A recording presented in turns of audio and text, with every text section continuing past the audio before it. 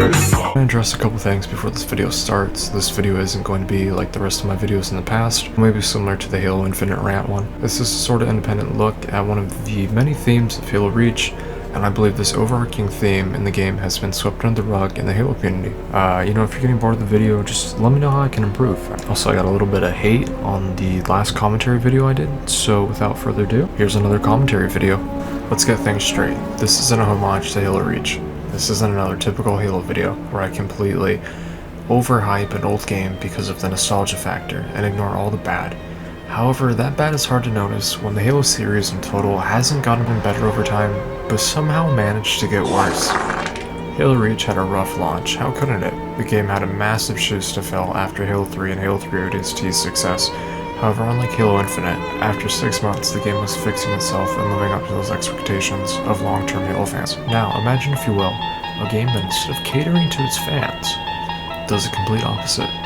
However, this video will be focusing mainly on Halo Reach and not comparing it to other Halo titles. If you want another boring Halo Infinite rant, I have a video for that. This one, however, it's gonna be special. Halo Reach came out on September 14th, 2010. Not the most exciting thing to happen in September, but hey, it's a runner-up. Anyway, let's analyze the story of such a remarkable game. You start the game as Rebel 6. At first, he's just another, Master Chief, another blank name Spartan. However, over time, you mold him to your liking through the use of custom armor in the campaign. Sure wish this was a feature in Halo Infinite. Anyways, you're being introduced to the planet Reach in the first mission, not knowing what's going to happen next. The same experience Rebel Team shares. From this mission, you learn that the Covenant is on Reach. I know, shocker, right? The Covenant in a Halo game? How brave. Fast forward a bit to the next mission, Oni's Sword Base. You start out by taking back the base from the Covenant with the help of some Marines and Cat. This start of the mission feels like an actual ground battle, something that would take place in a situation such as this. The mission continues the same way you'd expect, taking out groups of Covenant disbursements, reclaiming parts of the base bit by bit. In the finale of the mission, you get to see all of your hard work pay off. The Covenant cruiser that's been wreaking havoc on the base for the time being is destroyed. Mission 3 isn't that important to the point I'm trying to make. It's a sorry excuse for a stealth mission / night mission. You can only be stealthy, possibly 5 minutes in at most. Mission 4, Tip of the Spear, easily in the top 10 of all Halo missions. That reason being the ground battles. The surreal shock of holy crap, the Covenant are really putting up a fight. Once again, you're led by Cat on a quest to destroy 2 Covenant anti-air cannons. When you get to the second anti-air cannon and watching the Marines pile out of the Pelican while you're in a Warthog, gunning at a Wraith and mowing down the Covenant, Plasma and Steel fighting the air, the smoke of roaring flames, battling to see who can take up as much of the atmosphere as possible. Those small skirmishes are why Halo Reach felt very Halo-y, if that makes sense. And the mission ends with you crashing in a Falcon with George and taking down a Covenant Spire. Mission 5, Long Night of Solace. The only Halo mission with ship combat. Where did it go in the new Halo games? Bring it back! We want it! Eventually, after defending Carrier Station, you're tasked with destroying a Corvette-class cruiser. Everything goes to plan, the engines are clipped, and the ship's en route to dock inside of a massive Covenant cruiser. The bomb's primed, and it's ready to blow. However, there's one problem. The engines are fried on your only way out. You look to George, and you know what's going to happen next. It's a one-way trip for one of you. But who? This brings me to the main reason of this video. How Halo Reach handles death and loss in general. George dies for your character can live on. That's the way things were scripted, there's no changing that.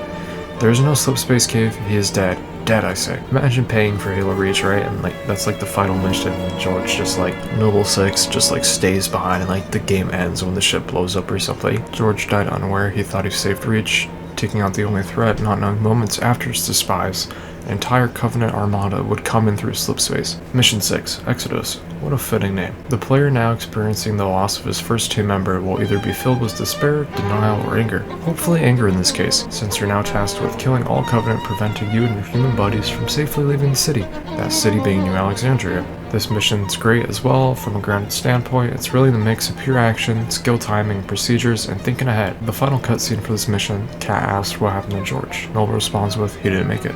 We then are left with a long pause.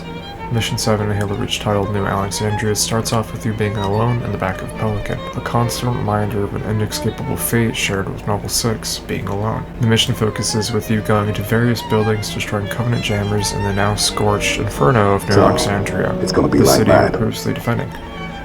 As you hopelessly watch the Covenant destroys the planet you were tasked with defending, as you help evacuate Oni officials from a high-rise. This mission ends with Kat explaining how nothing is going to plan. She doesn't get to finish her sentence before a shard of Blamite. Yes, it's called Blamite, I looked at Halopedia. pierces her head, killing her on the spot. Your team lays down, suppressing fire as you drag her now lifeless body. Bro, who wrote this script? Anyways, the mission truly ends with Noble One cradling her corpse as you wait for evac. You got the job done, but at what cost? Mission 8 takes you back to Oni's sword base. However, instead of expecting a lively audience from all of the personnel you previously saved, you're now greeted with a total ghost town. The only thing to keep you company in this covenant-infested fallen base is your trusty Radios tees. Yeah, the boys in black. You're back at Sword Base style policy pack your bags. Everyone's leaving this planet, and it should be apparent to the player now. It went from defending to retreating to accepting loss to a total defeat. At the end of the mission, June splits off to transport Dr. Halsey off-world. The Pillar of Autumn, also known as Mission 9, starts off with Carter being badly injured and quickly dropping you and Emil off while invading the two banshees hot on his tail. Your final objective for the mission and as Spartans to deliver the AI Halsey has given you, this AI being Cortana. Halfway through the mission, Noble 6 and Emil encounter a giant enemy scarab.